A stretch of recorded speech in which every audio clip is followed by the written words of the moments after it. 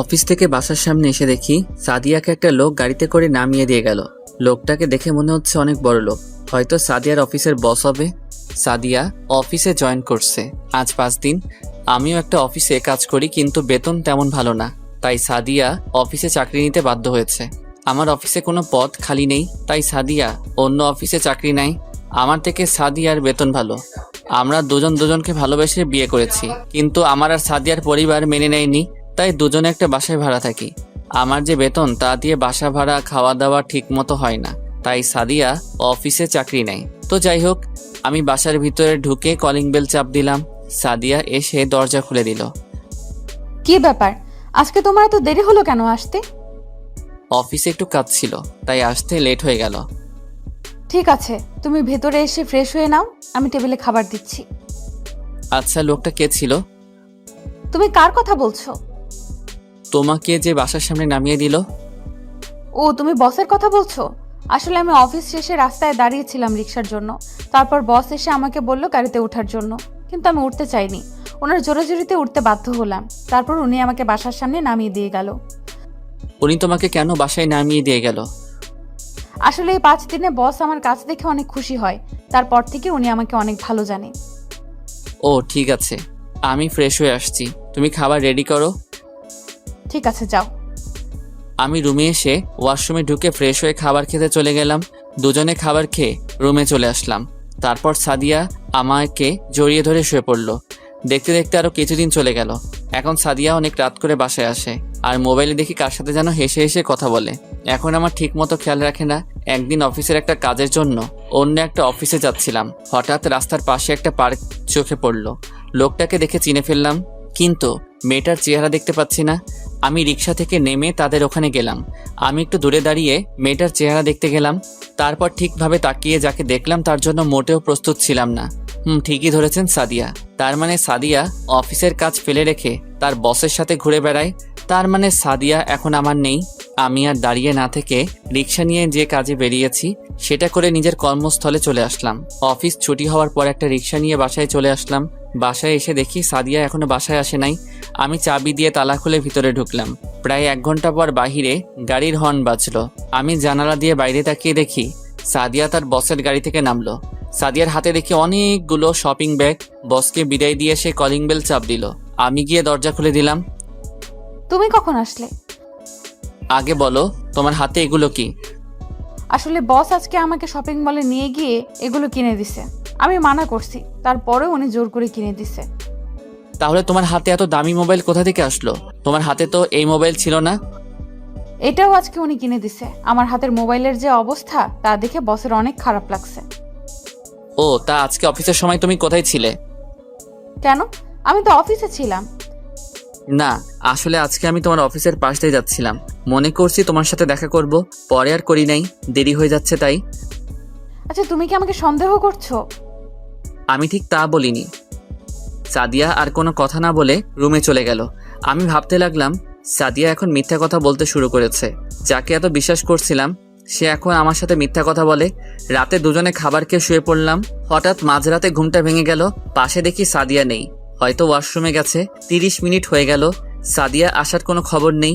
তাই আমি বিছানা থেকে উঠে ওয়াশরুমে গেলাম। দেখি সাদিয়া নেই। বেলকনি থেকে সাদিয়ার হাসা শব্দ আসছে, তাই দেখার জন্য বেলকনিতে গেলাম। গিয়ে দেখি সাদিয়া কার সাথে যেন হেসে হেসে কথা বলছে। তার মানে সাদিয়া তার বসের সাথে কথা বলছে। এমনভাবে কথা বলছে মনে হয় প্রেমিক প্রেমিকা কথা বলছে। আমি আর দাঁড়িয়ে না থেকে রুমে এসে শুয়ে পড়লাম। প্রায় 30 মিনিট পর সাদিয়া এসে শুয়ে পড়লো। তার মানে সাদিয়া তার বসের সাথে প্রেম করছে। না, আমাকে এটা সত্যিটা জানতে হবে। আসলে কি সাদিয়া তার বসের সাথে প্রেম করছে? সকালে ঘুম থেকে উঠে আমি তো অবাক হয়ে গেলাম। দেখি সাদিয়া বিছানায় নেই। আমি মনে করছি পাকঘরে আছে, কিন্তু আমার ধারণা ভুল। সাদিয়া পাকঘরেও নেই। আবার রুমে এসে দেখি সাদিয়ার ব্যাগ, মোবাইল কিছুই নেই। তার মানে সাদিয়া অফিসে চলে গেছে। কিন্তু এত সকালে তো সাদিয়ার অফিস নেই, তাহলে গেল কোথায়? আমি আমার অফিসের বসকে ফোন দিয়ে বললাম আজকে আমি অফিসে যেতে পারবো না। আমার বস কিছু বলে নাই। আমি ফ্রেশ হয়ে বাসা থেকে বেরিয়ে সাদিয়ার অফিসে গেলাম। কোথায় যাচ্ছেন? আসলে আমি বসের সাথে দেখা করতে আসছি। আজকে তো বস অফিসে আসবে না, বস একটা কাজের জন্য সিলেট গেছে। বস কি একা গেছে নাকি ওনার সাথে কেউ গেছে? না, বস একা যায়নি, ওনার সাথে অফিসের কর্মচারী সাদিয়া ম্যাম গেছে। কাজ শেষ করে কখন আসবে? 2-3 দিন লেগে যেতে পারে।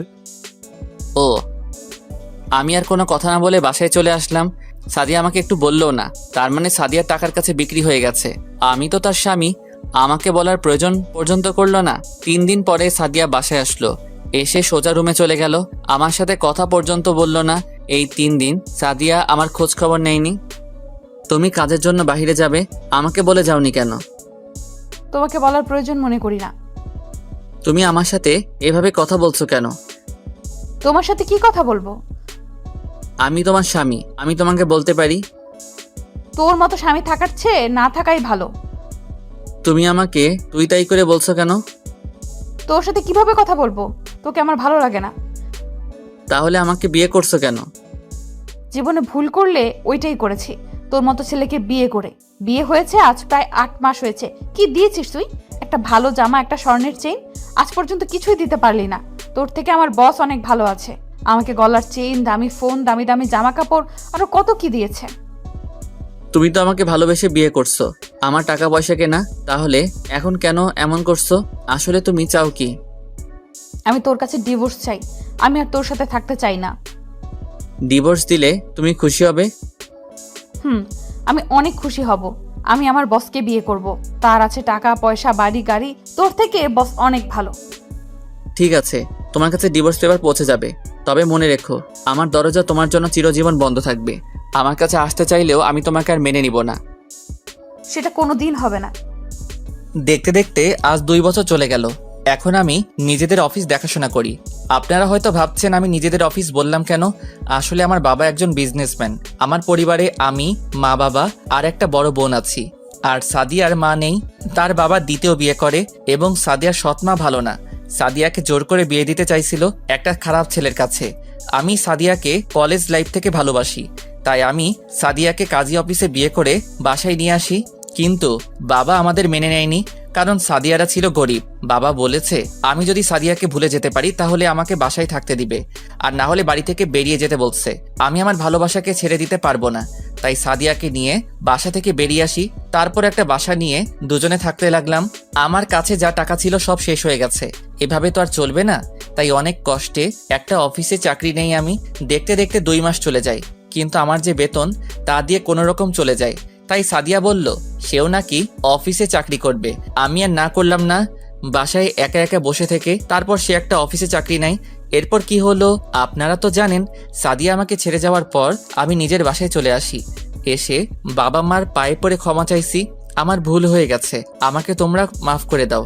তারপর বাবা মা আমাকে মাফ করে দেয়। এরপর থেকে আমি নিজেদের অফিস দেখাশোনা করি। এখন আমি প্রায় সাদিয়ার কথা ভুলেই গেছি। আজকে অফিসে কিছু পদের জন্য লোক নেওয়া হবে, সবার ইন্টারভিউ আমি নিব।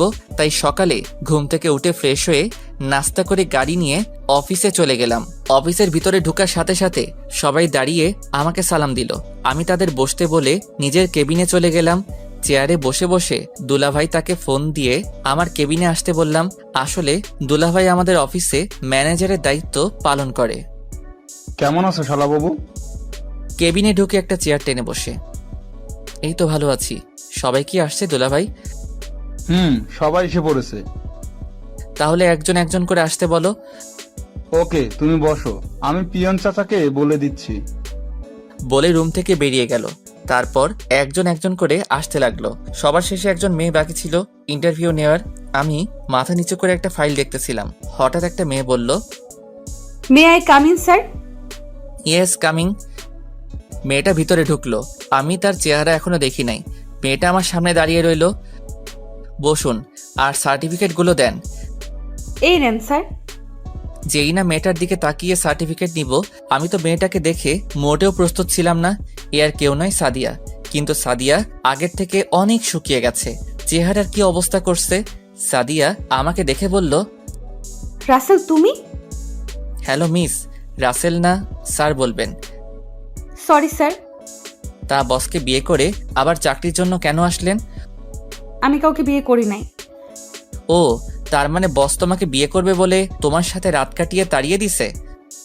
তুমি সব কি বলছো রাসেল? বলছি না, আমার নাম নিবেন না, শুধু স্যার বলবেন। আপনি আসতে পারেন, আপনার চাকরি হবে না।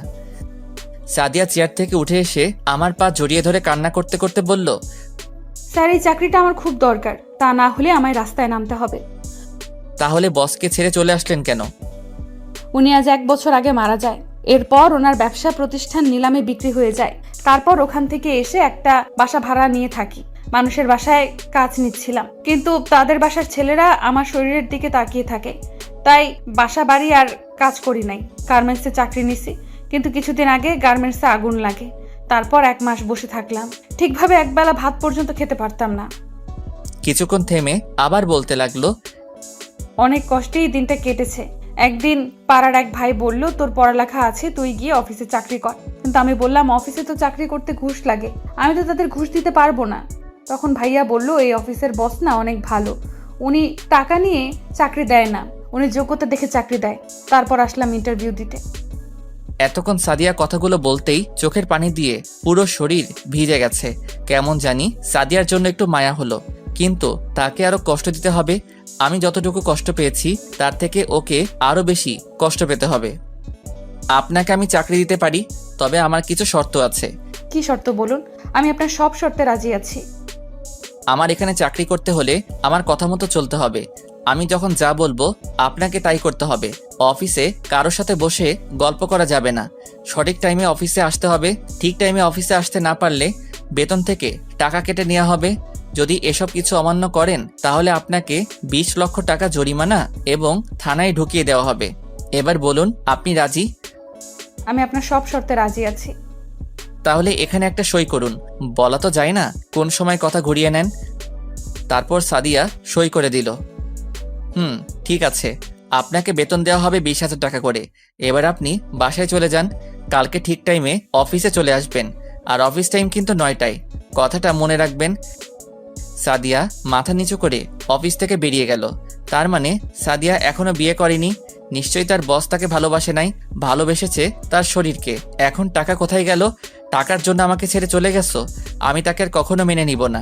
যেই মেয়ে বিয়ের পরে স্বামীকে রেখে অন্য লোকের সাথে প্রেম ভালোবাসা করতে পারে, সেই মেয়েকে কখনো ভালোবাসা যায় না। হঠাৎ পিছন থেকে কে যেন জড়িয়ে ধরলো। আমি তাকিয়ে দেখি রিয়া। এই রিয়া, কি করছো? ছাড়ো, কেউ দেখে ফেলবে। এটা অফিস, কখন কে চলে আসে। তুমি আজকে সকাল আমাকে ফোন দাও নাই কেন? আসলে অফিসের কিছু পদের জন্য লোক নিয়েছিলাম, তাই তোমাকে ফোন দিতে পারি নাই। ঠিক আছে চলো, এখন তো দুপুর হয়ে গেছে, বাইরে গিয়ে দুজনে লাঞ্চ করব। ঠিক আছে চলো। তারপর দুজনে অফিস থেকে বাইরে এসে গাড়ি নিয়ে একটা রেস্টুরেন্টের সামনে গাড়ি থামালাম। গাড়ি থেকে নেমে দুজনে রেস্টুরেন্টে ঢুকলাম। দুজনে খাবার খেয়ে আবার অফিসে চলে আসলাম। রিয়া কিছুক্ষণ থেকে বাসায় চলে গেল। এবার আপনাদের বলি, রিয়া আমাকে ভালোবাসে, কিন্তু আমি তাকে ভালোবাসি না। সত্যি কথা বলতে কি, সাদিয়াকে আমি এখনো ভুলতে পারি নাই। তার জন্য প্রতিদিন রাতে কান্না করি। আজকে তাকে দেখে অনেক খুশি হয়েছি, কিন্তু আগের কথাগুলো মনে পড়তেই রাগ উঠে গেল। বাবা মা রিয়াকে পছন্দ করে রেখেছে আমার জন্য, আমি তো না করে দিছি, কিন্তু রিয়া পাগলামি শুরু করে দিছে। আমি যদি তাকে বিয়ে না করি তাহলে সে আত্মহত্যা করবে। তারপর রিয়াকে আমি বলছি তাকে আমি 6 মাস পরে বিয়ে করব। রিয়াও আমার কথায় রাজি হয়ে গেল, কিন্তু হুটহাট করে সবার সামনে জড়িয়ে ধরে। এটা আমার কাছে ভালো লাগে না। তো যাই হোক, অফিসের কাজ শেষ করে বাইরে এসে গাড়ি নিয়ে বাসায় যেতে লাগলাম। হঠাৎ রাস্তার পাশে চোখ পড়লো। দেখি সাদিয়া রাস্তার পাশে ভ্যান গাড়ি থেকে বাচ্চাদের জন্য জামা কাপড় কিনতে আসে। কিনা শেষ হলে হাঁটতে হাঁটতে কোথায় যেন যেতে লাগলো। আমি তাকে ফলো করে যেতে লাগলাম। যেতে যেতে দেখি সাদিয়া একটা বাসায় ঢুকে গেল। আমি গাড়িটা এক জায়গায় রেখে বাসার পিছন দিকে চলে গেলাম, কারণ বাসাটা ছিল একতলা। পিছন দিকে গিয়ে জানালা দিয়ে ভিতরে তাকিয়ে আমি মোটেও প্রস্তুত ছিলাম না। জানালা দিয়ে তাকিয়ে দেখি সাদিয়া একটা বাচ্চা ছেলেকে বুকের দুধ খাওয়াচ্ছে। তার মানে সাদিয়া অন্য একটা বিয়ে করছে, নাকি তার বসের সাথে অবৈধ সম্পর্ক করার পর বাচ্চা হয়েছে। হতেও পারে যে মেয়ে আমার সাথে মিথ্যা কথা বলতে পারে, সে মেয়ে এসব করবে না, তার কি প্রমাণ আছে? আমি আর না তাকিয়ে গাড়ি নিয়ে বাসায় চলে আসলাম। কলিং বেল চাপ দেওয়ার পর আম্মু এসে দরজা খুলে দিল। কিরে, এতক্ষণ কোথায় ছিলি? তোর দুলাভাই বলল তুই নাকি অনেকক্ষণ আগে অফিস থেকে বেরিয়েছিস। একটু বন্ধুদের সাথে দেখা করতে গেছি, অনেকদিন হলো তাদের সাথে আড্ডা দেই না, তাই গেলাম। ঠিক আছে, রুমে গিয়ে ফ্রেশ হয়ে আয়, আমি টেবিলে খাবার দিচ্ছি। ঠিক আছে আম্মু বলে নিজের রুমে চলে আসলাম। এসে ফ্রেশ হয়ে সবার সাথে খাবার খেয়ে রুমে চলে আসলাম। পরের দিন সকালে ঘুম থেকে উঠে ফ্রেশ হয়ে নাস্তা করে গাড়ি নিয়ে অফিসে চলে গেলাম। অফিসের ভিতরে ঢুকে দেখি সাদিয়া চলে এসেছে। তাকে দেখে মনে হচ্ছে অনেক দৌড় দিয়ে অফিসে এসেছে, কারণ তার পুরো শরীর ঘামে ভিজে গেছে। আমি আমার কেবিনে আসার সময় সাদিয়াকে বললাম আমার কেবিনে আসার জন্য। কিছুক্ষণ পর সাদিয়া অনুমতি নিয়ে কেবিনে আসলো। মিস সাদিয়া, দাঁড়িয়ে কেন, বসুন। না স্যার, আমি এভাবেই ঠিক আছি। আমি বলছি না বসার জন্য? জি স্যার। তা বাচ্চার বাবা কি তোমার বস নাকি অন্য কেউ? আপনি জানলেন কিভাবে আমার বাচ্চার কথা? জেনেছি একভাবে, আমি যেটা বলছি সেটার উত্তর দেন। ওর বাবা নেই, আমার নিজের দোষে তার বাবা আমাকে ছেড়ে চলে যায়। কেন চলে যায় তা কি জানতে পারি? সেটা আমি বলতে পারবো না। আমি আর কোনো কথা না বলে দুলাভাইকে ফোন দিয়ে আমার কেবিনে আসতে বললাম। কিছুক্ষণ পর দুলাভাই আসলো। বলো শালাবাবু, কেন ডেকেছো? দুলাভাই, মিস সাদিয়াকে তার কেবিনটা দেখিয়ে দেন। আর এই নিন মিস সাদিয়া, দুটো ফাইল। এগুলো আজকে অফিস ছুটি হওয়ার আগে রেডি করে দিবেন। কিন্তু শালুল। কি হলো মিস সাদিয়া, আমার কথা আপনি শুনতে পান নাই? জি স্যার, শুনতে পেয়েছি। তাহলে বসে আছেন কেন? তাড়াতাড়ি করে রেডি করে দেন। দুলাভাই, তুমি মিস সাদিয়াকে তার কেবিনে নিয়ে যাও। ওকে শালাবাবু। তারপর সাদিয়াকে দুলাভাই সাথে করে নিয়ে গেল। হঠাৎ ফোনটা বেজে উঠল। তাকিয়ে দেখি রিয়া ফোন দিয়েছে। এই মেয়েটার জ্বালায় ও আর বাঁচলাম না। বলো। কি করে আমার জানটা? অফিসে বসে কাজ করছি। ঠিক আছে, তাহলে তুমি কাজ করো, লাঞ্চের টাইমে ফোন দিবে। ঠিক আছে, বাই। ওকে, বাই জান, লাভ ইউ টু। বলে ফোন কেটে দিল। তারপর বসে বসে অফিসের কাজ করতে লাগলাম। আসলে আমি সাদিয়াকে যে 2টা ফাইল দিলাম, ওই 2টো ফাইল 2 দিন লাগবে রেডি করতে। দুলাভাই ফাইল দুটো দেখে কিছু বলতে যাবে, তার আগে আমি দুলাভাইয়ের কথা বন্ধ করে দিলাম। কাজ করতে করতে দুপুরের লাঞ্চের টাইম হয়ে গেছে, তাই ভাবছি বাহির থেকে খেয়ে আসবো। যেই ভাবা সেই কাজ। কেবিন থেকে বেরিয়ে সাদিয়ার দিকে তাকিয়ে আমি অবাক হলাম। দেখি সাদিয়া পুরো ঘেমে গেছে। অফিসে এসি চালু, তারপরও সে ঘেমে গেছে। অফিসের সবাই খাবার খেতে চলে গেছে, কিন্তু সাদিয়া এখনো বসে বসে কাজ করছে। আমি দাঁড়িয়ে না থেকে বাইরে এসে গাড়ি নিয়ে রেস্টুরেন্টে চলে গেলাম। খাবার খেয়ে অফিসে এসে দেখি সাদিয়া এখনো কাজ করতে আছে। চেহারা পুরো শুকিয়ে গেছে। আমি মনে মনে বলতে লাগলাম, এখন কেমন লাগছে মিস সাদিয়া? টাকার জন্য আমাকে ছেড়ে চলে গেছো, এখন সে টাকার জন্য আমার অফিসে চাকরি নিছো। কি ভুল ছিল আমার? কেন আমাকে ছেড়ে চলে গেছো? তো যাই হোক, আমি দাঁড়িয়ে না থেকে আমার কেবিনে ঢুকে তো অবাক হয়ে গেলাম। দেখি রিয়া আমার চেয়ারে বসে আছে। তুমি কখন আসলে? আমাকে তো বলেও আসো নাই। তোমাকে বলেছি না দুপুরে আমাকে ফোন দিতে, তুমি ফোন দাও নাই, তাই তোমাকে ফোন না দিয়ে আমি তোমার অফিসে চলে আসলাম। এসেছো, ভালো করছো। আগে বলো দুপুরে খাবার খেয়েছো? খাবার খেয়ে তারপর তোমার অফিসে আসলাম। তো এখন কি খাবে বলো, চা না কফি? আমি ওইসব কিছু খাবো না, আমি অন্য জিনিস খাবো। বলো কি খাবে, আমি বাহির থেকে এনে দিচ্ছি। আমি যে জিনিস খাবো ওইটা বাইরে যাওয়া লাগবে না, তোমার কাছে আছে। মানে আমার কাছে তো খাওয়ার মতো কিছু নেই। দাঁড়াও, আমি দেখাচ্ছি তোমার কাছে খাওয়ার কি জিনিস আছে। বলে চেয়ার থেকে উঠে আমার কাছে এসে যেই না আমার ঠোঁটে কিস করবে, তখন সাদিয়া দরজায় দাঁড়িয়ে বলল, স্যার আসতে পারি? আসুন। রিয়া আমাকে ছেড়ে দিয়ে রাগে গজগজ করতে লাগলো। স্যার, এই ফাইলটার এখানে কিছু বুঝতেছি না। না বুঝলে অফিসে কাজ করতে আসলেন কেন? আপনি আগে অফিসে চাকরি করছেন, তো এখন বুঝেন না কেন? আসলে এই জায়গাটার অনেক চেষ্টা করছি, কিন্তু মেলাতে পারি না। ঠিক আছে, আপনি ফাইলটা রেখে অন্য ফাইলটার কাজ করুন। ঠিক আছে স্যার। বলে সাদিয়া যেই না সামনে পা বাড়াবে, হঠাৎ সে মাটিতে পড়ে গেল। আমি আর রিয়া তাকে ধরে সোফায় শুয়ে দিলাম। তারপর ডাক্তারকে ফোন দিলাম। কিছুক্ষণ পর ডাক্তার এসে সাদিয়াকে দেখতে লাগলো। দেখা শেষ হলে আমি ডাক্তারকে বললাম, ডাক্তার কি হয়েছে ওর? আসলে ঠিক মতন খাওয়া দাওয়া না করার কারণে মাথা ঘুরে পড়ে যায় আর বেশি চিন্তায় থাকে। নিয়মিত খাওয়া দাওয়া এবং শরীরের যত্ন নিলে সব ঠিক হয়ে যাবে। ঠিক আছে ডাক্তার, তো এখন কি করব? আমি কিছু ওষুধ লিখে দিচ্ছি, ওগুলো নিয়মিত খেলে ঠিক হয়ে যাবে। আর বলবেন চিন্তা বেশি যেন না করে। ঠিক আছে ডাক্তার, আমি ওকে সব বলে দিব। তাহলে আমি এখন আসি। বলে ডাক্তার চলে গেল। আমি পিয়নকে ডেকে বললাম 1 প্যাকেট বিরিয়ানি নিয়ে আসতে। আমার কারণে আজ ওর এই অবস্থা। কেন আমাকে ধোকা দিয়ে চলে গেল? আজ যদি তুমি আমাকে ছেড়ে না যেতে, তাহলে দুজনে কত সুন্দর করে সংসার করতাম। আজ তোমার ভুলের জন্য এত কষ্ট করতে হয় তোমাকে। কিছুক্ষণ পর পিয়ন বিরিয়ানি নিয়ে আসলো। রিয়া বিরিয়ানি হাতে নিল। তারপর সাদিয়াকে শোয়া থেকে উঠিয়ে নিজেতে খাইয়ে দিতে লাগলো। রিয়া মেয়েটা আসলে ভালো, তবে তার যখন তখন জড়িয়ে ধরা আমার ভালো লাগে না। ও আপনাদের তো বলতে ভুলে গেছি, পিয়ন ডাক্তার যে ওষুধ লিখে দিয়ে গেছে ওগুলো সাথে করে নিয়ে আসছে। সাদিয়াকে খাবার খাইয়ে দেওয়ার পর ওষুধ খাইয়ে দিল। আপনি খাওয়া দাওয়া আর এত চিন্তা করেন কেন? আসলে হাতে তেমন টাকা নেই, ঘরে বাজার সদাই কিছু নেই। যে কয় টাকা ছিল ওগুলো দিয়ে বাচ্চার জন্য একটা জামা নিছি আর কিছু খাবার নিছি। সকালে কিছু খেয়ে আসি নাই, তাই হঠাৎ মাথা ঘুরে পড়ে যাই। আপনার স্বামী নেই? আছে। তাহলে স্বামী থাকতে আপনি অফিসে কাজ করেন কেন? আর আপনার কেমন স্বামী স্ত্রীকে অফিসে কাজ করতে পাঠায়? আসলে আমার স্বামী আমার সাথে থাকে না, আমার ভুলের জন্য ও আমায় ছেড়ে চলে গেছে। সে চলে যাওয়ার 1 বছর 2 মাস পর আমার কোলে একটা সন্তান জন্ম নেয়। আপনার স্বামী জানে না ওর যে একটা সন্তান হয়েছে? না, ও জানে না। এখন যদি বলি ওর বাচ্চা এটা, সে কখনো আমায় বিশ্বাস করবে না, কারণ তার বিশ্বাস আমি আগেই ভেঙে দিছি। আচ্ছা মিস সাদিয়া, আপনি এখন বাসায় চলে যান। কিন্তু স্যার, এখনো তো অফিসের টাইম শেষ হয় নাই। ওটা আপনাকে ভাবতে হবে না, আপনি বাসায় চলে যান। রাসেল, তুমি কিছু মনে না করলে ওনাকে কি আমি বাসায় পৌঁছে দেব? ঠিক আছে, তুমি নিয়ে যাও। তাহলে আমি একটা কথা বলি। বলো। আমি বলছি কি, ওনার অগ্রিম মাসের বেতনটা দিয়ে দাও। ঠিক আছে, দিচ্ছি। তারপর সাদিয়ার বেতন দিয়ে দিলাম রিয়ার হাতে। রিয়া আমাকে জড়িয়ে ধরে কপালে চুমু দিল। সাদিয়া মাথা নিচু করে ফেললো। লজ্জা পাওয়ার কিছু নেই সাদিয়া, ওর সাথে আমার বিয়ে ঠিক হয়ে আছে। আরো 5 মাস পরে আমাদের বিয়ে। তোমাকে কিন্তু আগে দাওয়াত দিয়ে রাখলাম। দোয়া করি ম্যাম, আপনার যেন সুখে শান্তিতে সংসার করতে পারেন। ঠিক আছে চলো, তবে আমাকে ম্যাম নয়, আমার নাম ধরে ডাকবে। ঠিক আছে। আসছি কলিজা।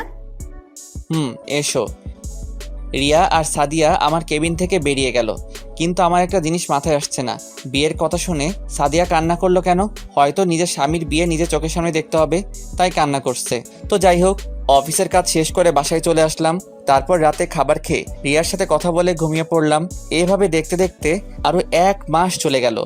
এখন সাদিয়াকে তেমন কষ্ট দেই না। তারপর ও প্রতিদিন অফিসে আসলে দেখি সাদিয়ার চোখগুলো লাল হয়ে থাকে, মনে হয় ঠিকমতো ঘুমায় না। আর রিয়া এখন প্রতিদিন আমার অফিসে আসে, এসে আমাকে জড়িয়ে ধরে কিস করবে, আমার কোলে বসে থাকবে। কিছু বললে বাসায় গিয়ে জিনিস ভাঙা শুরু করে দিবে, তাই কিছু বলি না। ও আপনাদের তো বলতে ভুলে গেছি, আমি সাদিয়াকে ছেড়ে আসার 1 মাস পরে ডিভোর্স পেপার পাঠিয়ে দিয়েছি। সকালে ঘুম থেকে উঠে ফ্রেশ হয়ে নাস্তা করে গাড়ি নিয়ে অফিসে চলে আসলাম। অফিসের ভিতরে ঢুকে সাদিয়ার কেবিনে তাকিয়ে দেখি সাদিয়া এখনো আসেনি, তাই পিয়নকে বলে আসলাম সাদিয়া অফিসে আসলে যেন আমার কেবিনে পাঠিয়ে দেয়। আমি আমার কেবিনে এসে বসলাম। কিছুক্ষণ পর দেখি রিয়া আমার কেবিনে ঢুকে সোজা আমার কোলে বসে গেল আর পুরো চেহারায় চুমু দিতে লাগলো। কি করছো রিয়া? কেউ চলে আসবে। আসলে আসুক, আমি আমার জামাইকে চুমু খাচ্ছি, কার কি যায় আসে। হঠাৎ সাদিয়া আমার কেবিনে ঢুকে গেল, দেখে মনে হচ্ছে অনেক জোরে দৌড়ে আসছে অফিসে। কি ব্যাপার, আপনি বিনা অনুমতিতে আমার কেবিনে ঢুকলেন কেন? আসলে স্যার, অফিসে আসার পর পিয়ন বলল আপনি নাকি পিয়নকে বলেছেন আমি অফিসে আসলে আপনার কেবিনে আসতে বলেছেন, তাই তাড়াহুড়ো করে চলে আসলাম। তাই বলে বিনা অনুমতিতে ঢুকবেন? Sorry sir. তো আজকে অফিসে আসতে এত লেট কেন? আপনি হয়তো শর্তের কথা ভুলে গেছেন। আসলে স্যার, রিমন খুব অসুস্থ, তাকে হসপিটালে নিয়ে গিয়েছিলাম। ডাক্তার দেখিয়ে আসতে আসতে লেট হয়ে গেছে। রিমন কে? আমার ছেলের নাম রিমন। তা ছেলের এই নাম কে রেখেছে? এটা তার বাবা বলেছে। আমাদের বিয়ে হওয়ার পর তার বাবা বলেছে আমাদের ছেলে হলে নাম রাখবে রিমন, আর মেয়ে হলে সিনথিয়া, তাই তার বাবার কথাই নাম রেখেছি। আমি আর কিছু বলতে পারলাম না, কারণ আমার আর সাদিয়ার বিয়ে হওয়ার পর আমি বলেছি এ নাম রাখতে। তার মানে সাদিয়া বলতে চাইছে রিমন আমার ছেলে।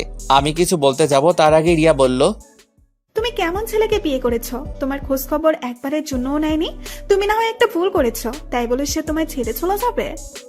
আমি যে ভুল করেছি সে ভুলের কখনো কি ক্ষমা হবে কিনা তা আমি জানি না, তবে একটা কথা বলি, তার জন্য এখনো পথ চেয়ে বসে আছি। আমি দোয়া করি আল্লাহ যেন তোমার স্বামীকে তোমার কাছে ফিরিয়ে দেয়, বাচ্চার কথা ভেবে যেন তোমাকে ক্ষমা করে দেয়। তাহলে আমি এখন আসি স্যার, কেবিনে কাজ পড়ে আছে। সাদিয়া কোনো কথা না বলে তার কেবিনে চলে গেল। আমি ভাবতে লাগলাম রিমনের বাবা আমি কেমন করে হব? আমি সাদিয়ার সাথে থাকাকালীন শুনি নাই তো যে সাদিয়া প্রেগনেন্ট, তাহলে আমি কি করে রিমনের বাবা হব? না, আমার মাথায় কাজ করছে না। হঠাৎ রিয়া বলল, তুমি কোথায় হারিয়ে গেলে? তোমাকে আমি ডাকছি, তোমার কোনো রেসপন্স নেই। তেমন কিছু না, তুমি বাসায় চলে যাও। আমার হাতে কিছু কাজ আছে, কাজ শেষ করে তোমার সাথে ফোনে কথা বলবো। ঠিক আছে, বাই। রিয়া কেবিন থেকে বেরিয়ে চলে গেল। আমি বসে বসে কাজ করতে লাগলাম, কিন্তু কাজে মন বসাতে পারছি না। তাই অফিস থেকে বেরিয়ে এসে গাড়ি নিয়ে একটা পার্কে চলে আসলাম। হঠাৎ পিছন থেকে কেউ একজন বলল, তুমি এখানে কেন? তারপর আমি তার দিকে তাকিয়ে পুরো অবাক হয়ে গেলাম, কারণ এ হচ্ছে স্বাধীন। আপনারা হয়তো ভাবছেন স্বাধীনকে, আসলে স্বাধীন হচ্ছে আমি আগে যে অফিসে কাজ করতাম ওই অফিসে স্বাধীনও কাজ করত। কেমন আছিস? তোকে অনেক দিন পরে দেখলাম। আমি ভালো আছি। তুই তো অফিস থেকে আসার পর আমার আর খবর নেস নাই। তুই কোথায় হারিয়ে গেলি? আসলে আমি অফিস থেকে চাকরি ছাড়ার পর নিজের বাড়ি চলে আসি, তারপর এখন বাবার ব্যবসা প্রতিষ্ঠান দেখাশোনা করি। তাই বলে কোনো যোগাযোগ রাখবি না? আসলে নিজের বাড়িতে আসার পর তেমন কারোর সাথে আর যোগাযোগ করা হয়নি। তাই এখন কি করিস? এখন আরেকটা অফিসে চাকরি করি, তবে বেতন বেশি না। ভাবছি এই অফিসের চাকরিটা ছেড়ে দিয়ে আরেকটা অফিসে চাকরি নেব। তাহলে তুই আমাদের অফিসে জয়েন কর। ঠিক আছে, তোর নাম্বার দে, চাকরি ছাড়ার পর তোকে ফোন দিব। তারপর সাদিনকে নাম্বার দিয়ে একটা রেস্টুরেন্টে গিয়ে নাস্তা করে সাদিনকে বিদায় দিয়ে গাড়ি নিয়ে বাসায় চলে আসলাম। কলিং বেল চাপ দেওয়ার পর নাদিয়া দরজা খুলে দিল। আপু, কেমন আছিস? তুই কোন সময় আসলি? দুপুরে আসছি। শুনছি তুই নাকি আজকে অফিস থেকে তাড়াতাড়ি বেরিয়ে গেলি। তা কোথায় ছিলে এতক্ষণ? পুরনো একটা বন্ধুর সাথে ছিলাম, অনেকদিন পর দেখা হলো তাই। তা আমার বড়িটা কোথায়? আপুর মেয়ের কথা বলছি, তার মেয়ের নাম বিথি। আব্বু আম্মুর কাছে আছে, তুই রুমে গিয়ে ফ্রেশ হয়ে নে। ঠিক আছে বলে নিজের রুমে চলে আসলাম। এসে ফ্রেশ হয়ে নিচে গেলাম। তারপর বিথির সাথে কিছুক্ষণ দুষ্টুমি করলাম। রাতে সবাই মিলে খাবার খেতে লাগলাম। হঠাৎ আব্বু বলল, আমরা তোর বিয়ে শুক্রবার ঠিক করেছি। আমার তো বিয়ে করার কথা 6 মাস পরে, এখন মাত্র 2টা মাস গেছে। রিয়ার আব্বুর শরীর তেমন ভালো না, তাই রহমান সাহেব বলছে যত তাড়াতাড়ি সম্ভব বিয়েটা দিয়ে দিতে। আমরা সিদ্ধান্ত নিয়েছি আগামী শুক্রবার তোদের বিয়ে। আমাকে একটাবার জিজ্ঞেস করার প্রয়োজন ছিল না তোমাদের? এখানে জিজ্ঞেস করার কি আছে? বিয়ে তো আজকে না হয় একদিন করতেই হবে। তাহলে শুক্রবার বিয়ে হলে সমস্যা কোথায়? তোমরা আমার কথা বুঝতে পারছো না। আমাদের আর কিছু বুঝতে হবে না, আমরা যেটা বলছি সেটাই ফাইনাল। আমি আর খাবার না খেয়ে রুমে চলে আসলাম।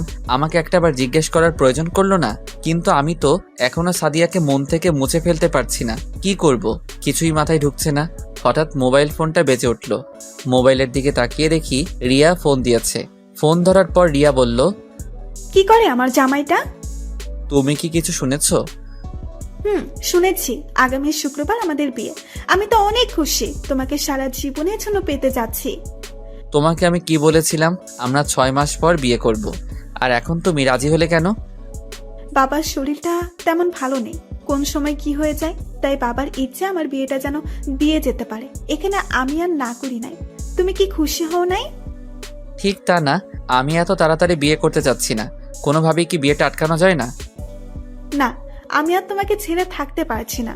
এই বিয়ে আমি আটকাতে পারবো না। তাহলে আর কি করার? বলে ফোন কেটে দিয়ে ভাবতে লাগলাম, সাদিয়ার কথাগুলো ভাবতে লাগলাম। রিমন কি সত্যি আমার ছেলে নাকি অন্য কারো? সাদিয়ার চেহারা দেখে বোঝা যাচ্ছে সে মিথ্যা কথা বলছে না।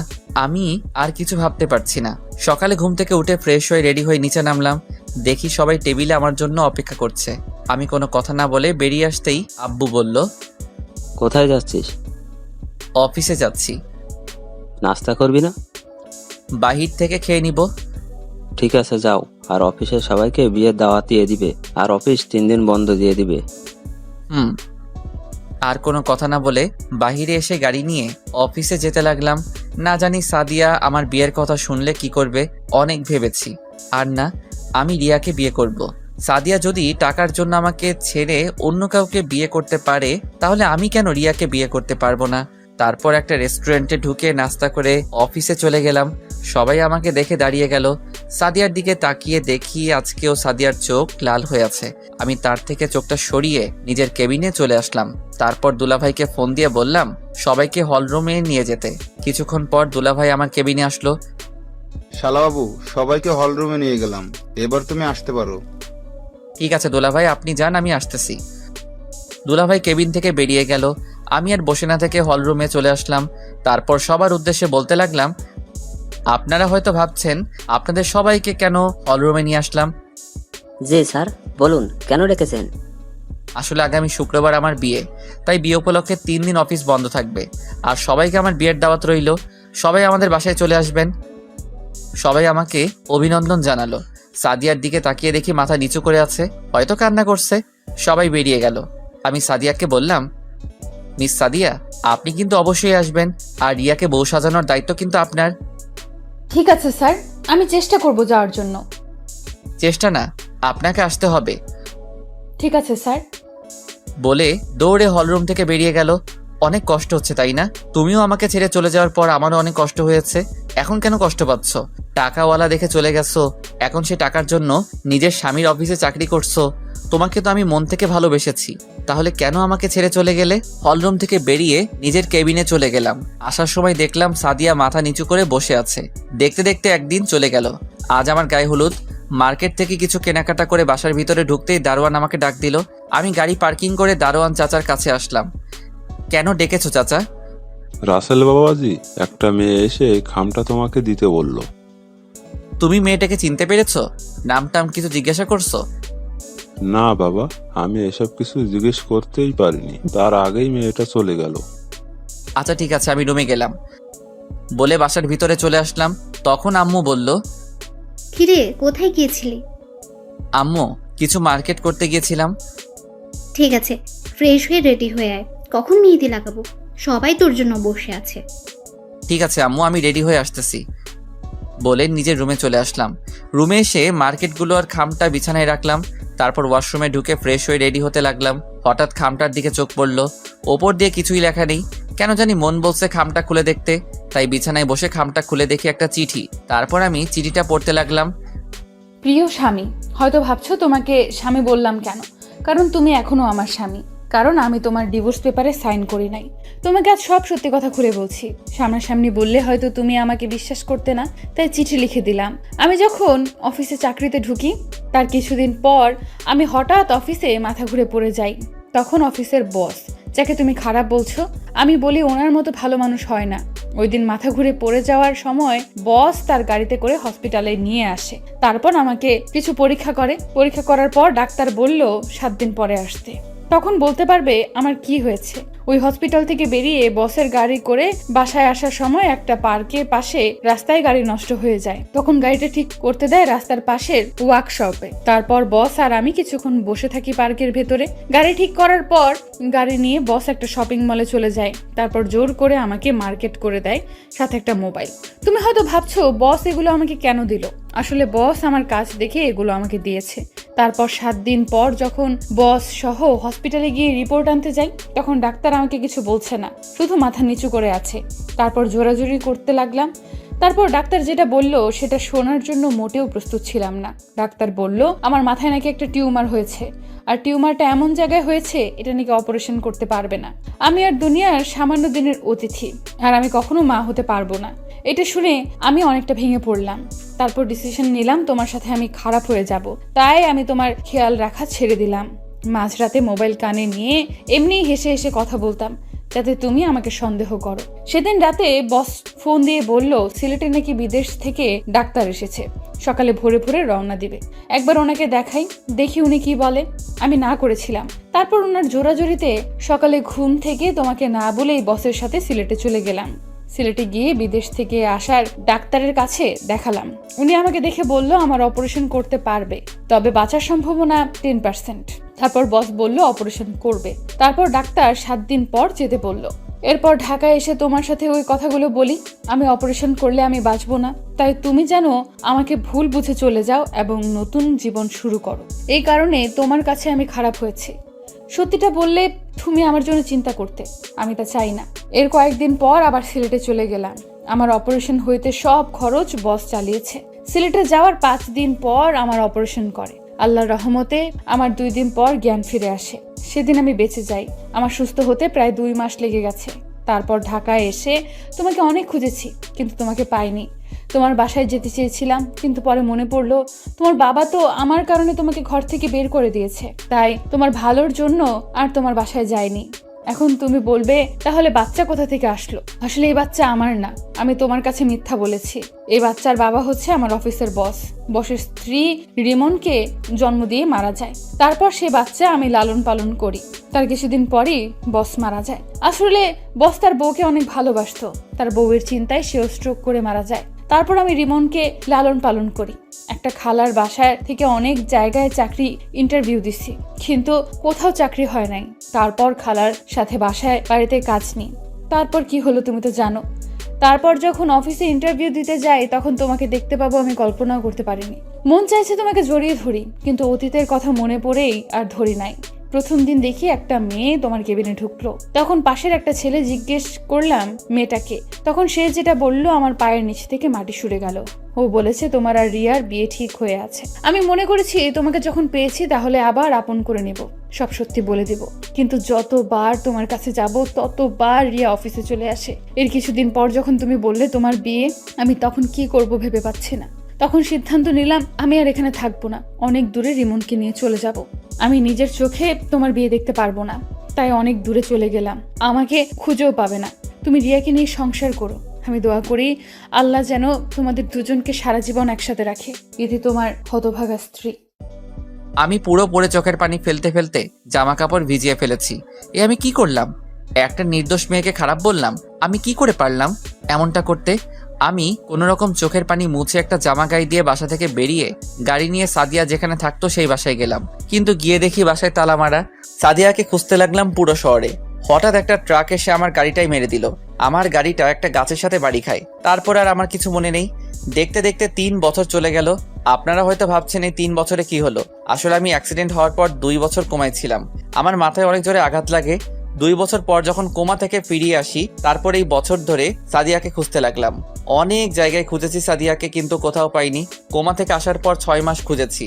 তারপর থেকে অফিস দেখাশোনা করি, অফিসের ফাঁকে ফাঁকে বিভিন্ন জায়গায় খুঁজতে বের হই। এখন আপনারা বলবেন রিয়ার কি হলো? আসলে রিয়া 2টা বছর আমার সেবা যত্ন করেছে। মেয়েটা আমাকে সত্যি অনেক ভালোবাসে, কিন্তু আমি সাদিয়াকে ছাড়া কিছু ভাবতে পারছি না। বাবা মা অনেকবার বলেছে রিয়াকে বিয়ে করতে, আর রিয়াও জেনে গেছে সাদিয়া আর আমার সম্পর্কের কথা। তো যাই হোক, বিকালে অফিস শেষে বাসায় চলে আসলাম। গাড়ি পার্কিং করে দরজায় কলিং বেল চাপ দিলাম। রিয়া এসে দরজা খুলে দিল। আসলে রিয়া এখন আমাদের বাড়িতে থাকে, আগের মতো আর পাগলামি করে না। কি ব্যাপার, আজকে তুমি এত তাড়াতাড়ি আসলে যে? আজকে আর সাদিয়াকে খুঁজতে গেলাম না, তাই বাসায় চলে আসলাম। না জানি সাদিয়া আপু কোথায় আছে, কিভাবে আছে, কি করছে কে জানে। প্রতিদিন নামাজ পড়ে দোয়া করি আল্লাহ যেন তোমার সাদিয়াকে ফিরিয়ে দেয়। রিয়া, তুমি তো আমার সবকিছু জেনে গেছো, তারপরও কেন এখানে পড়ে আছো? আমার এই মনে শুধু সাদিয়া থাকবে। আমি অন্য কাউকে এই মনে জায়গা দিতে পারবো না। আমি তোমাকে অনেক ভালোবাসি রাসেল, তোমাকে না দেখে থাকতে পারবো না। তোমাকে নাই পেলাম, তবে তোমাদের বাড়ি থেকে যেতে বলো না, আমি না হয় কাজের মেয়ে হয়ে থাকবো। এ তুমি কি বলছো? তুমি এ বাড়িতে সারা জীবন থাকো, কোনো সমস্যা নেই, তবে তোমার তো একটা ভবিষ্যৎ আছে। কতদিন এভাবে পড়ে থাকবে? তুমি যেমন সাদিয়াকে তোমার মনে জায়গা দিয়েছো, তেমন আমার এই মনে তোমাকে জায়গা দিয়েছি। আমি তোমাকে ছেড়ে অন্য কোথাও থাকতে পারবো না। তুমি আমাকে বিয়ে করে কখনো সুখী হতে পারবে না। আমি বলি তুমি অন্য কাউকে বিয়ে করো। আমি আর কখনো বিয়ে করব না। যদি বিয়ে করতে হয় তোমাকে করব, আর না হয় চিরকুমারী থাকবো। রিয়া, এসব পাগলামি করো না। সহজ সরল মানুষগুলো আঘাত পেতে পেতে একদিন ঠিকই পরিবর্তন হয়ে যায়। সুখের আকাশটা আজ রাতের মতো কালো, সাজানো স্বপ্নগুলো হয়ে গেল এলোমেলো। ঠিক আছে, আমি রুমে যাচ্ছি। আব্বু আম্মু কোথায়? ওনারা রুমে আছে, তুমি গিয়ে ফ্রেশ হয়ে নাও। রুমে এসে ফ্রেশ হয়ে নিলাম। রাতে খাবার খেতে গেলাম, তখন আব্বু বলল, কত আর এভাবে সাদিয়াকে খুঁজবি? আমি বলি কি, তুই রিয়াকে বিয়ে করে নে। আজ 3টা বছর কেটে গেছে, এখনো সাদিয়াকে পাস নাই। তুই বাবা আর না করিস না। মেয়েটা তোর জন্য 3টে বছর অনেক কষ্ট করেছে, আমাদের অনেক খেয়াল রেখেছে। তুই রাজি হয়ে যা বাবা।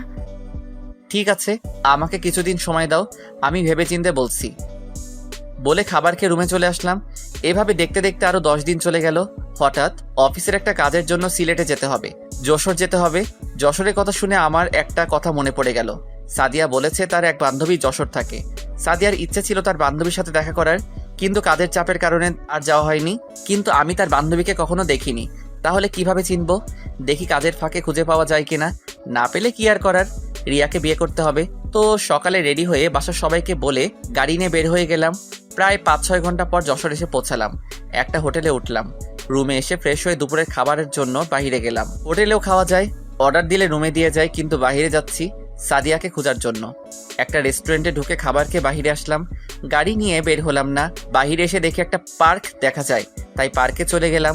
চারপাশে দেখতে লাগলাম কত কাপল জোড়া হয়ে বসে আছে। হঠাৎ একটা বাচ্চা ছেলের দিকে চোখ পড়লো। দেখি বাচ্চাটা অনেক সুন্দর, কি সুন্দর একা একা খেলা করছে। ছেলেটাকে দেখে বোঝা যায় 4 বছরের বাচ্চা, তাই দাঁড়িয়ে না থেকে তার কাছে গেলাম। তোমার নাম কি বাবু? আমি বাবু না, আমি কত বড় হয়ে গেছি। ওমা তাই? তা তোমার নাম কি? জাহিদ হাসান রিমন। নামটা শুনে কেমন বুকটা কেঁপে উঠলো। রিমন নাম তো সাদিয়ার বসের ছেলের নাম ছিল, তাহলে কি সেই রিমন? তখন আমি তাকে আবার বললাম, তা তুমি কার সাথে এসেছো? আমার ফুপির সাথে। কোথায় তোমার ফুপি? ফুপি আমার জন্য আইসক্রিম আনতে গেছে। ও, তোমার আম্মু কোথায়? মু অফিসে গেছে। হঠাৎ পিছন থেকে একটা মেয়ে বলল, এই নাও রিমন তোমার আইসক্রিম। ফুপি তুমি এসেছো, দাও আমার আইসক্রিম। মেয়েটা রিমনকে আইসক্রিম দিল। আমাকে দেখে বলল, আপনি কে? আপনাকে তো ঠিক চিনতে পারলাম না। জি আমি রাসেল, আমি ঢাকা থেকে এসেছি। এখানে একটা অফিসে কিছু কাজ ছিল, তাই আসা আর কি। ও, আমি মিম, বর্তমানে একটা অফিসে কাজ করি, আর আমার স্বামী অন্য একটা অফিসে চাকরি করে। আজকে শরীরটা ভাল লাগছে না, তাই অফিসে যাইনি। রিমন বাহানা ধরলো সে একটু বাইরে ঘুরতে যাবে, তাই তাকে নিয়ে পার্কে আসলাম। আচ্ছা, রিমনের বাবা কোথায়? ও তো বলল ওর মা অফিসে চাকরি করে, তাহলে বাবা কোথায়? ওর বাবা থেকেও নেই। মানে? আমি এখন কিছু বলতে পারবো না, আমার বাসায় যেতে হবে।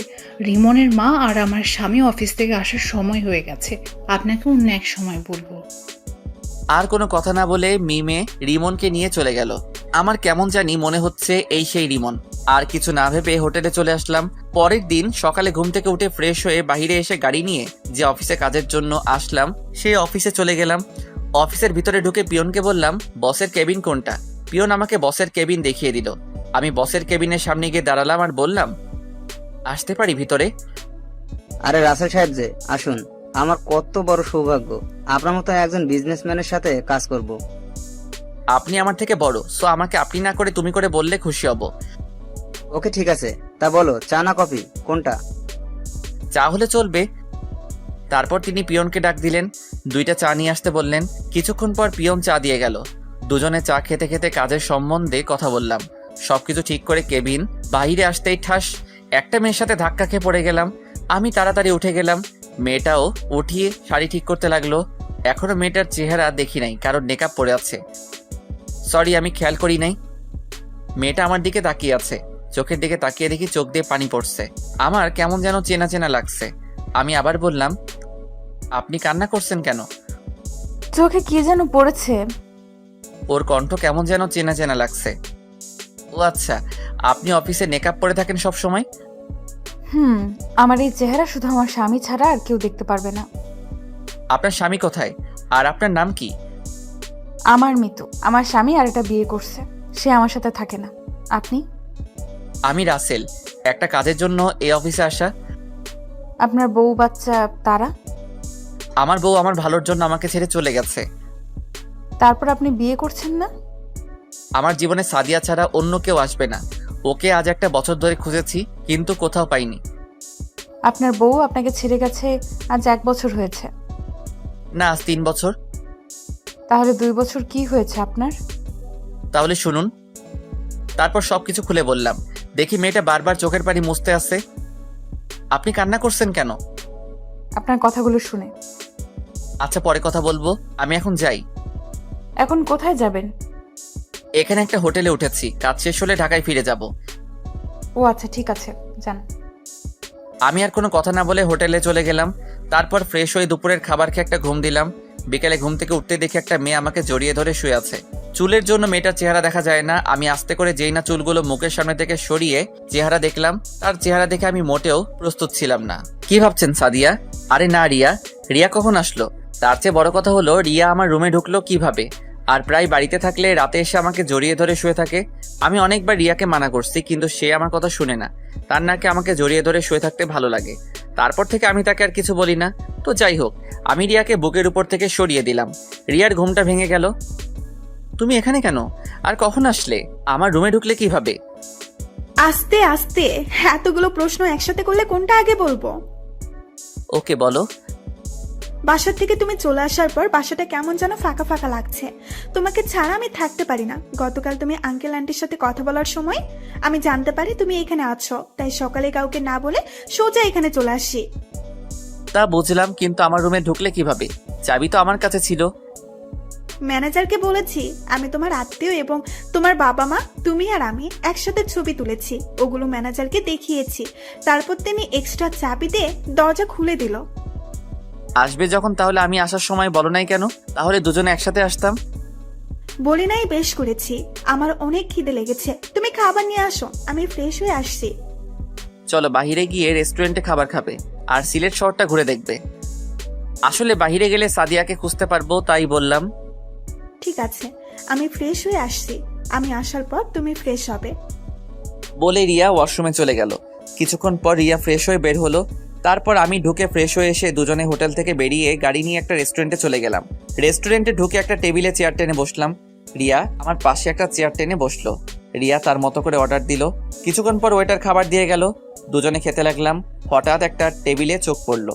দেখি অফিসের সেই মেয়েটা আমার দিকে তাকিয়ে আছে। আপনারা হয়তো ভাবছেন আমি কি করে চিনলাম। আসলে মেয়েটা সেই অফিসের ড্রেস পরা অবস্থায় আছে, তাই চিনতে ভুল হয় নাই। রিয়া তুমি একটু বসো, আমি আসছি। কোথায় যাচ্ছ তুমি? এসে বলবো। বলে মেয়েটার কাছে চলে আসলাম। আমিও না খালি মেয়ে করছি। সকালে নাম বলছি, এখনই ভুলে গেছি। কি যেন নাম? ও মনে পড়ছে, মিতু। আমি মিতুর সামনে গিয়ে বললাম, আপনি এখানে কারোর জন্য অপেক্ষা করছেন নাকি?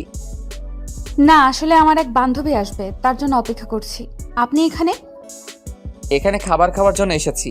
সাথে আমার বাবার বন্ধুর মেয়ে রিয়া বাসা থেকে কাউকে না বলে এখানে চলে এসেছে, তাই তাকে সাথে করে নিয়ে আসলাম। সরি রে সাদিয়া, আসতে লেট হয়ে গেছে। না সমস্যা নেই বস। আপনি এখানে? আমি এখানে খাবার খাওয়ার জন্য এসেছি, কিন্তু ওনার নাম মিতু। আপনি তাকে সাদিয়া বললেন কেন? আসলে আমার আরেক নাম সাদিয়া, আমাকে সাদিয়া বলে ডাকে। ওনার সাথে গতকাল পার্কে দেখা হয়েছে, ওখান থেকে চিনি। ও আচ্ছা মিম, রিমন কোথায়? ওকে তো দেখছি না। আসলে ও বাসায় মিমের জামাইয়ের সাথে আছে। আর রিমনকে আপনি চিনেন কিভাবে? গতকাল মিমের সাথে ছিল। তোকে বলছি না রিমনকে নিয়ে বের হতে না। আমার কি দোষ? তোর ছেলে বলেছে আইসক্রিম খাবে, তাই নিয়ে এসেছে। তাহলে রিমন আপনার ছেলে? রিমন আমার ছেলে। তাহলে ওর বাবা কোথায়? আই মিন আপনার স্বামী কোথায়? আমার স্বামী নেই, ওর ভালোর জন্য ওকে ছেড়ে দিয়েছি। কেন? সেটা আমি বলতে পারবো না। ঠিক আছে, ভালো থাকবেন। মিম চল, দেরি হলে রিমন কান্না করবে। ঠিক আছে চল, আর আপনি ভালো থাকবেন। আপনার সাথে কথা বলে অনেক ভালো লেগেছে। আপনারাও ভালো থাকবেন। মিতু আর মিম রেস্টুরেন্ট থেকে বেরিয়ে গেল। আমার কেন জানি মনে হচ্ছে মিতু আমার কাছে কিছু লুকাচ্ছে। কে এই মিতু? আবার তার নাম সাদিয়াও বলল। আমি চিন্তায় পড়ে গেলাম, এই মিতু কি আমার সাদিয়া? আমি তার চেহারা দেখতে হবে। আপনারা হয়তো বলবেন আমি তার কণ্ঠ শুনে বুঝতে পারলাম না কেন। আসলে তার কণ্ঠ সাদিয়ার মতো লাগছে না, তাই চিনতে পারছি না। আর কোনো কিছু না ভেবে রিয়ার কাছে চলে গেলাম। ওরা কে? আর এতক্ষণ কি কথা বলছো? তেমন কোনো কথা বলি নাই। ওই মেয়েটার সাথে সকালে যে অফিসে কাজের জন্য আসছিলাম, ওখানে কথা হয়েছে, তাই জিজ্ঞেস করতে গেলাম এখানে কি করছো। ও আর কোনো কথা না বলে খাবার খেয়ে রেস্টুরেন্ট থেকে বেরিয়ে গাড়ি নিয়ে হোটেলে চলে আসলাম। পরের দিন শুক্রবার ছিল। সকালে ঘুম থেকে উঠে ফ্রেশ হয়ে বাহিরে চলে আসলাম হাঁটার জন্য। রিয়া এখনো ঘুমিয়ে আছে। আপনারা এখন বলবেন রাতে রিয়া কোথায় ঘুমাইছে? রিয়া আর আমি এক খাটে ঘুমিয়েছি, কিন্তু মাঝখানে কোলবালিশ দিয়ে। রিয়া রাতে কোলবালিশ সরিয়ে আমাকে জড়িয়ে ধরে শুয়েছিল। আমি তাকে বলছি আরেকটা রুম নেওয়ার জন্য, কিন্তু সে একা ঘুমাবে না। তো যাই হোক, হাঁটতে হাঁটতে হঠাৎ দেখি রিমন একটা বাসার সামনে বল নিয়ে খেলছে, তাই আমি তার কাছে গেলাম। রিমন আমাকে দেখে বলল, কেমন আছেন? আমি ভালো আছি, তুমি কেমন আছো? আমি ভালো আছি আঙ্কেল। তুমি এখানে একা একা খেলা করছো কেন? আর এটা কার বাসা? এটা আমাদের বাসা, আমরা এই বাসায় থাকি। তোমার আম্মু আর ফুপি কোথায়? তারা বাসার ভিতরেই আছে, চলুন আমার সাথে। আজকে যাব না, অন্য একদিন যাব। আমি কোনো কথা শুনবো না, আপনি আমার সাথে ভিতরেই যাবেন। রিমনের জোরাজুরিতে বাসার ভিতরে ঢুকলাম। রিমন আমাকে সোফায় বসিয়ে ভিতরে চলে গেল। আমি বাসার ভিতরে সবকিছু দেখতে লাগলাম। হঠাৎ কে যেন পিছন থেকে বলল, কে আপনি? আর বাসার ভেতরে কেন আসলেন? তারপর আমি তার দিকে তাকিয়ে যাকে দেখলাম তার জন্য মোটেও প্রস্তুত ছিলাম না। আমি দৌড়ে গিয়ে তাকে জড়িয়ে ধরলাম আর পুরো চেহারায় চুমু খেতে লাগলাম। আপনারা কি ভাবছেন সাদিয়া? ঠিকই ধরেছেন, এ আর কেউ নয়, সাদিয়া। আমি কান্না করে দিলাম আর বলতে লাগলাম, সাদিয়া তুমি এতদিন কোথায় ছিলে? আমি তোমাকে অনেক খুঁজেছি কিন্তু কোথাও পাইনি। তুমি আমাকে সত্যিটা বললে না কেন? তুমি জানো না আমি তোমাকে অনেক ভালোবাসি। আমি তোমাকে সত্যিটা বলতে চেয়েছি, কিন্তু যখন শুনলাম তোমার আর রিয়ার বিয়ে, তখন আমি অনেক কষ্ট পেয়েছি। তারপর একটা চিঠি লিখে তোমাদের দারোয়ানের কাছে দিয়ে আমার বান্ধবী মিমের কাছে চলে আসলাম, আর এখানে এসে একটা অফিসে চাকরি নিছি। তাহলে তুমি আমার কাছে পরিচয় লুকিয়ে রেখেছো কেন? আমি মনে করছি তুমি আমাকে ভুলে গেছো, কিন্তু অফিসে তোমার কথা শুনে বুঝলাম তুমি আমাকে এখনো ভালোবাসো। তোমাকে জড়িয়ে ধরতে ইচ্ছে হয়েছে, কিন্তু অফিসে থাকার কারণে তাই আর জড়িয়ে ধরলাম না। আমি জানি রিয়া তোমাকে অনেক ভালোবাসে, তাই তোমার কাছ থেকে লুকিয়ে রয়েছি। তুমি ভাবলে কি করে তোমাকে ছাড়া আমি রিয়াকে ভালোবাসবো? আমার এই মনে শুধু সাদিয়া ছাড়া অন্য কেউ আসতে পারবে না। আম্মু, তুমি আঙ্কেলকে জড়িয়ে ধরেছো কেন? আমি সাদিয়াকে ছেড়ে রিমনকে কোলে নিয়ে কপালে চুমু দিয়ে বললাম, আমি তোমার আঙ্কেল না, আমি তোমার বাবা। আজ থেকে আমাকে বাবা বলে ডাকবে। কিন্তু আম্মু তো বললো আমার বাবা নেই। তোমার আম্মু মিথ্যা কথা বলেছে। তুমি এখান থেকে চলে যাও, তুমি রিয়াকে বিয়ে করো, দেখবে তুমি অনেক সুখী হবে। মেয়েটা তোমার জন্য অনেক কষ্ট করেছে। বউ থাকতে আমি অন্য কাউকে বিয়ে করব, এটা তুমি ভাবলে কি করে? আমি কাউকে বিয়ে করতে পারবো না। আমি তোমাকে নিয়ে আবার সংসার শুরু করব। কিন্তু তোমার বাবা মা আমাকে আর রিমনকে কখনো মেনে নেবে না। সেটা নিয়ে তোমাকে ভাবতে হবে না। আমি তোমাকে আর রিমনকে নিয়ে আজই বাসায় চলে যাব। কিন্তু আর কোনো কিন্তু নয়, যাও সবকিছু গুছিয়ে নিয়ে আসো। সাদিয়া আর কোনো কথা না বলে রুমে চলে গেল। তারপর সাদিয়া আর রিমনকে নিয়ে হোটেলে চলে আসলাম। মিম আর মিমের স্বামীকে ধন্যবাদ দিয়ে আসলাম, তাদের কাছ থেকে বিদায় নিয়ে আসলাম। রুমের সামনে এসে দরজা টোকা দিলাম। রিয়া এসে দরজা খুলে দিল। আমার সাথে সাদিয়া এবং রিমনকে দেখে অবাক হয়ে তাকিয়ে আছে। আরে সাদিয়া আপু না, এতদিন কোথায় ছিলে? তুমি জানো তোমাকে খুঁজতে গিয়ে রাসেলের কি হয়েছে? সবকিছু জানি, আর এখন পর্যন্ত বেঁচে আছে তোমার কারণে। তুমি যদি তার সেবা যত্ন না করতে তাহলে রাসেল এত তাড়াতাড়ি সুস্থ হয়ে উঠতে পারতো না। আমি আমার কর্তব্য পালন করছি। বাইরে কেন, ভিতরে আসো। আর ওকে, ও আমার ছেলে রিমন। তুমি যাও, সবকিছু গুছিয়ে নাও, আমরা আজকে বাসায় চলে যাব। ঠিক আছে। বলে রিয়া সবকিছু গোছাতে লাগলো, কিন্তু রিয়ার চোখে পানি দেখতে পেলাম। হয়তো আমি সাদিয়াকে ফিরে পেয়েছি এই জন্য, নাকি অন্য কিছু, এখন এসব নিয়ে ভাবা যাবে না। তারপর সবাই গাড়িতে এসে বসলো। রিয়া পিছনের সিটে বসলো আর সাদিয়া আমার সাথে সামনের সিটে বসলো রিমনকে নিয়ে। 5-6 ঘন্টা পর ঢাকা এসে পৌঁছে গেলাম। বাসার ভিতরে ঢুকে গাড়ি পার্কিং করে সবাই বেরিয়ে দরজার সামনে এসে দাঁড়িয়ে কলিং বেলটা চাপ দিলাম। সাদিয়া আর রিমন আমার পিছনে ছিল। আম্মু এসে দরজা খুলে দিল। আমাদের দেখে আম্মু বলল, কিরে, তোরা হঠাৎ না বলে চলে আসলি যে? আম্মু, আমি আমার স্ত্রীকে খুঁজে পেয়েছি। কোথায় তোর স্ত্রী? আমি সামনের থেকে সরে গেলাম। সাদিয়া আম্মুকে সালাম করতে গেলে আম্মু তাকে জড়িয়ে ধরে আর কান্না করে দেয়। এতদিন কোথায় ছিলি মা? আমার ছেলেটা তোকে খুঁজতে কি কত যে কষ্ট পেয়েছে তুই কি জানিস? আমার ভুল হয়ে গেছে মা, আমি আর কখনো ওকে ছেড়ে যাব না। আমাকে তুমি ক্ষমা করে দাও। মায়ের কাছে ক্ষমা চাইতে হবে না, আমি তোকে অনেক আগেই মাফ করে দিয়েছি। আজ আমাদের জন্য এত কিছু হয়েছে, তখন তোদের যদি মেনে নিতাম তাহলে এই দিন দেখতে হতো না। তুই আমাকে ক্ষমা করে দিস মা। ছি ছি আম্মু, এই আপনি কি বলছেন? মেয়ের কাছে আম্মু কখনো ক্ষমা চায় না। তোমাদের প্রতি আমার কোনো রাগ অভিমান নেই। আচ্ছা ঠিক আছে, তা ছেলেটা কি? রিমনকে দেখে বলল, আম্মু ও আমাদের ছেলে রিমন। সাদিয়া আমার দিকে অবাক চোখে তাকিয়ে আছে। কি? আমার দাদু ভাইকে রেখে আমি এতক্ষণ তোদের সাথে কথা বলছি? দে দাদু ভাইকে আমার কোলে দে। আমি রিমনকে আম্মুর কোলে দিলাম। তারপর সবাই বাসার ভিতরে ঢুকলাম। আম্মু আব্বু কোথায়? তোর আব্বু রিয়ার বাবার সাথে কথা বলতে গেছে। কেন? তোর আর রিয়ার বিয়ের ব্যাপারে। কিন্তু তুই তো এখন সাদিয়াকে পেয়ে গেছিস, তাহলে তোর বাবাকে ফোন দিয়ে চলে আসতে বল। ফোন করতে হবে না, রিয়ার সাথে রাসেলের বিয়ে হবে। সাদিয়া তুমি কি পাগল হয়ে গেছো? তুমি থাকতে আমি রিয়াকে কেন বিয়ে করব? কারণ রিয়া তোমাকে ভালোবাসে। আমি আর রিয়া মিলে তোমার সাথে সংসার করব। প্লিজ তুমি না করো না। বৌমা, এই তুমি কি বলছো? আমি ঠিকই বলছি আম্মু। রিয়া না থাকলে রাসেল এত তাড়াতাড়ি সুস্থ হয়ে উঠতো না। রিয়া সব সময় রাসেলের সাথে ছিল। আমি চাই দুজনে সব সময় রাসেলের সাথে থাকতে। কিন্তু তোমার শ্বশুর কি রাজি হবে? আমরা সবাই মিলে বললে রাজি হবে। প্লিজ আম্মু, তুমিও রাজি হয়ে যাও। ঠিক আছে, আমি রাজি। তোমার যা মন চাই করো। ঠিক আছে আম্মু। আর রিয়া, তুমি পারবে না আমার সাথে থেকে সংসার করতে? রিয়া কোনো কথা না বলে সাদিয়াকে জড়িয়ে ধরে কান্না করে দিল। আমি পারবো আপু। এই তো লক্ষ্মী মেয়ে। আরো কিছুক্ষণ কথা বলে আমি আর সাদিয়া নিজের রুমে চলে আসলাম। রিমনকে আম্মু সাথে করে নিয়ে গেল। তারপর ফ্রেশ হয়ে খাবার খেয়ে রুমে চলে আসলাম। সন্ধ্যায় আব্বু বাসায় আসলো। কিছুক্ষণ পর আম্মু এসে ডেকে গেছে। আমি আর সাদিয়া একসাথে নিচে আব্বুর সামনে গেলাম। সাদিয়া আব্বুর পা ধরে সালাম করলো। সাদিয়া মা, তুমি আমাকে ক্ষমা করে দিও। আমার জন্য আজ তোমাদের এই অবস্থা হয়েছে। এ কি বলছেন আব্বু? বাবা হয়ে কখনো মেয়ের কাছে ক্ষমা চাইতে হয় না। ঠিক আছে মা, কিন্তু তুমি তোমার শাশুড়িকে বলছো, এটা কি ঠিক হবে? বাইরের মানুষ কি বলবে? তাদের কথায় আমাদের কিচ্ছু আসে যায় না। আপনি সব কিছু ঠিক করেন। আমি রিয়াকে সাথে নিয়ে রাসেলের সাথে সংসার করতে রাজি আছি। ঠিক আছে মা, তাহলে আগামীকাল ছোট অনুষ্ঠান করে তোমাদের বিয়ে দিব। ঠিক আছে আব্বু, আপনি যা মনে করেন। দেখতে দেখতে আমাদের বিয়ে হয়ে গেল। রিয়ার পরিবার প্রথমে একটু অপ্রস্তুত ছিল, কিন্তু রিয়ার চোখের পানি দেখে আর না করতে পারে নাই। সাদিয়াকে আবার বিয়ে করলাম। দুই বউ রুমে বসে আছে। আমি রুমে ঢুকে দরজা লাগিয়েছিলাম। বাহ বাহ, দুই বউ খাটের উপর ঘোমটা দিয়ে বসে আছে। রিমন আব্বু আম্মুর সাথে ঘুমিয়ে পড়েছে। আমাকে দেখে দুই বউ খাট থেকে নেমে আমার পা ধরে সালাম করলো। আমি দুজনকে জড়িয়ে ধরলাম। তারপর দুই বউ আর আমি উজু করে এসে 2 রাকাত নফল নামাজ আদায় করলাম। সাদিয়া আর রিয়া খাটে গিয়ে বসলো। আমিও খাটে গিয়ে বসলাম। আগে সাদিয়ার ঘোমটা তুললাম। সাদিয়াকে অনেক সুন্দর লাগছে। এবার রিয়ার ঘোমটা তুললাম। বাহ, যেন একটা পরী।